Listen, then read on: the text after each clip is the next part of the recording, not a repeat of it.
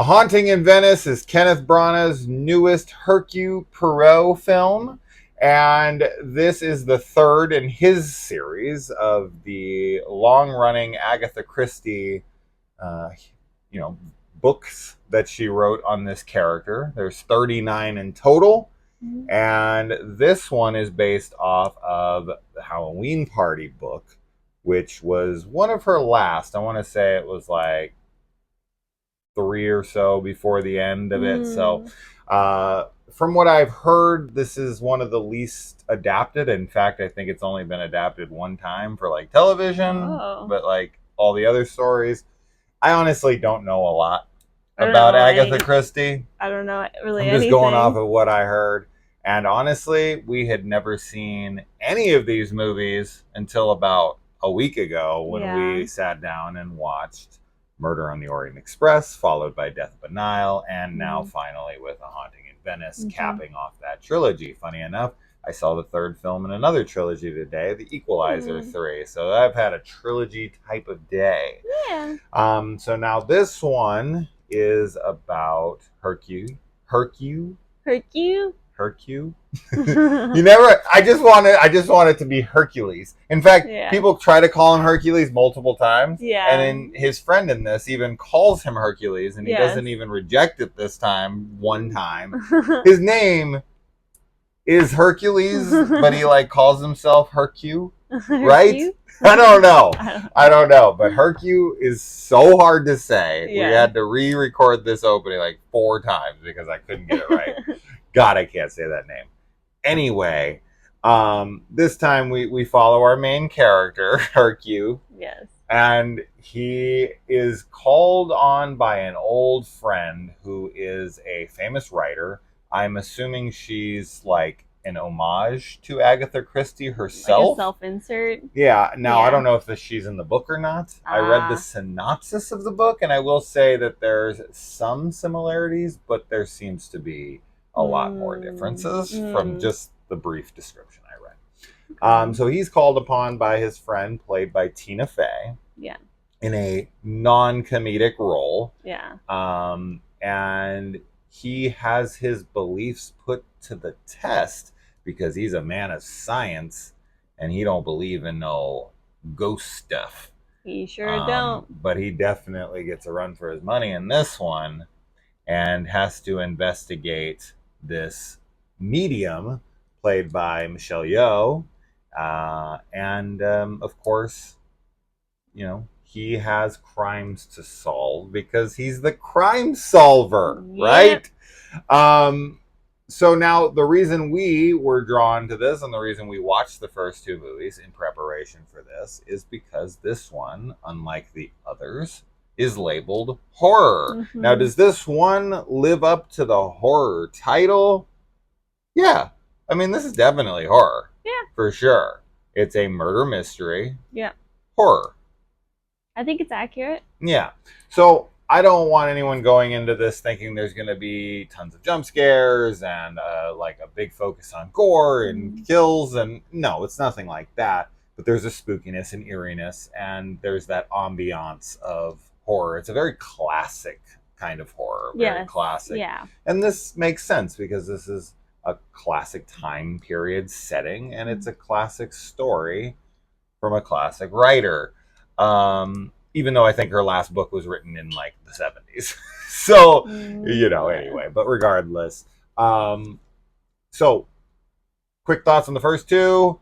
I like them. I find them to be very similar to something like Knives Out, but like a little bit more prestigious and period pieces.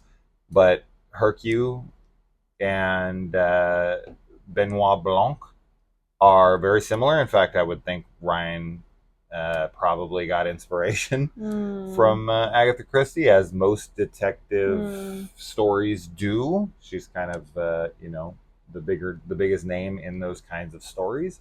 So yeah, I did quite like those. As did you? Yeah, I liked them. I like the second one better. I did too. Because they do feel like pretty similar to each other. But I like that we go more into like Hercule's backstory in the second one.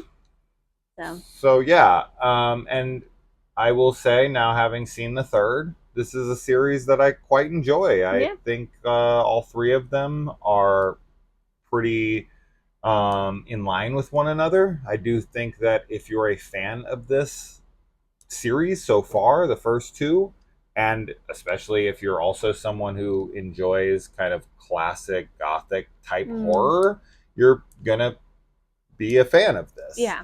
You know, if you're somebody who's like, I didn't like the first two, probably not won't gonna like be this into one this, then. right? It's a real big focus and emphasis on our main character. Yeah. And it's if you're buying into him and his persona and his detective style and that, you know, exposition dump at the end when he's figured everything out and he's naming names and Yeah. saying things that no human could possibly know and be able to discern from the things that they've been shown.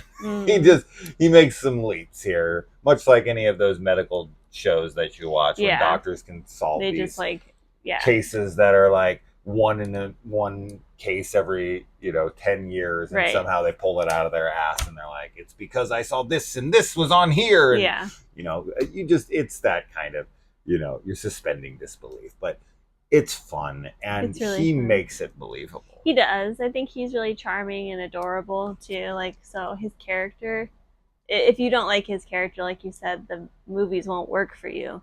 But I really like him, so I get invested in that sense.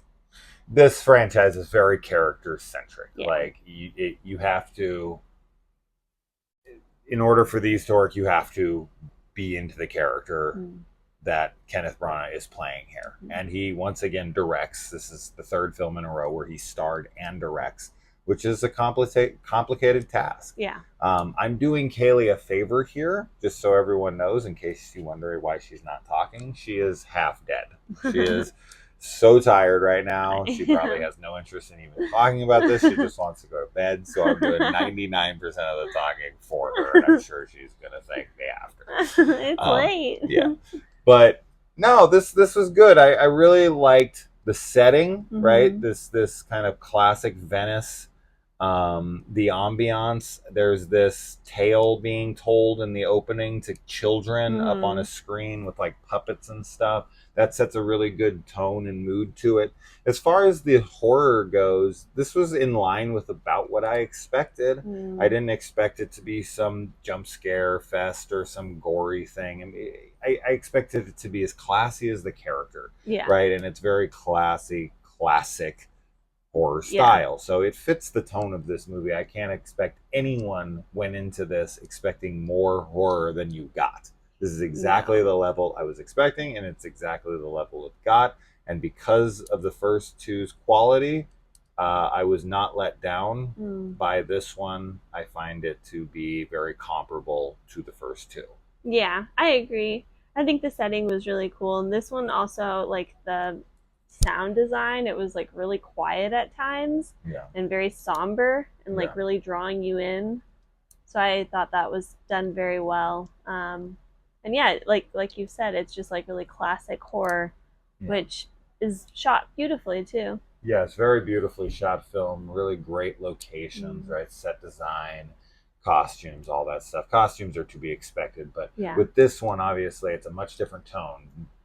Death on the Nile is a very elegant film with a very elegant cast, right? Everyone's beautiful and everything is very lavish and everyone's very rich, and as is the same with Murder on the Orient Express. This one's very dreary, very dark, very, shadowy. And now this, I will say this though, this is an interesting point here. This film isn't going to do well, and the reason it's not going to do well is because the younger audience doesn't give a shit about this, Hercule Poirot character at all. They're going to see this and be like, no, I'm good. Yeah. So the audience that this is really going after is an older generation, and older people don't like horror. And so you're trying to sell this kind of character that they like, but in a horror setting. And I just don't see how you're marketing this, because the first two were super star-studded, right? I'm not going to go into all the names in the first two movies, but there's a ton of them. This one, not so much, right? You've got familiar faces. You've got Tina Fey. You've got Michelle Yeoh. You've got Jamie Dornan or whatever from freaking 50 Shades of Grey or whatever. You've got some recognizable faces, but we're not talking Johnny Depp. We're not talking freaking, the big names like are in the other one. So you don't have the star power draw. Right. It's horror. Yeah. And it's not aimed at the and it's being released during spooky time, which at least they got that right. Yeah, but that's true. The kids who go to see horror, which is mostly teens, 20s, that's like your real audience for these kinds of September, October horror releases. Those are the majority of people who go to see those. Trust me, we're in the theater. I know almost everyone in there is 20. Yeah. And they just couldn't care less about this. So this one was going to be a really hard market. And we went opening night and we went to the Dolby, AMC showing. This is the big showing. And there wasn't no one there. Yeah, there was no one nobody there. And I was not surprised. So, yeah. Ooh, this one's going to have a hard time finding its audience. And because of that, I don't know if we'll ever see another one of these. I hope we do. Yeah. But we'll see. Yeah. But Kenneth Branagh is once again wonderful. Yes. And carries the movie.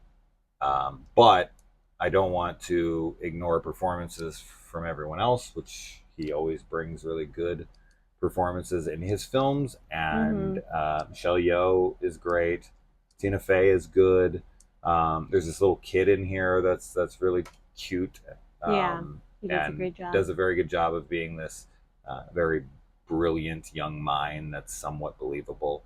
So yeah, I was into it. I was not expecting to see this. I was not expecting to like this when I saw the announcement because I hadn't seen the first two, and I was just like, these aren't my kind of things. I don't like period piece movies, right? But we gave the first one a shot. We dug it, so we stuck it out, and I'm glad we did. Me too. I now have a new series that I can say I enjoy. Yeah. And I would definitely watch another. So, A Haunting in Venice. Do you have any interest?